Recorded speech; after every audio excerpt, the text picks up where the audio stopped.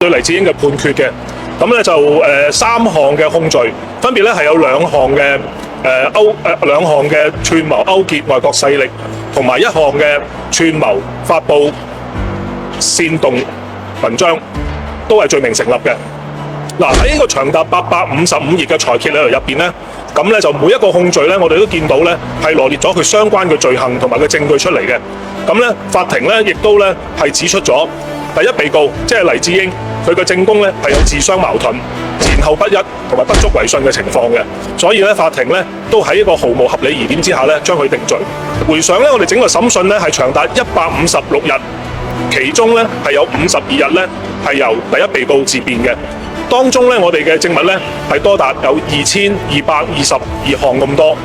我哋喺審訊時候用嘅文件冊嘅個長度咧係超過8萬頁，有14名嘅主要嘅控方證人。嗱，其中有5名嘅從犯證人啦，同埋1名嘅特赦證人咧，都係有庭上作過證嘅。我哋從一個數字嚟睇咧，都會見到我哋喺個調查啦，同埋喺個審訊內咧，都係一個非常浩瀚嘅。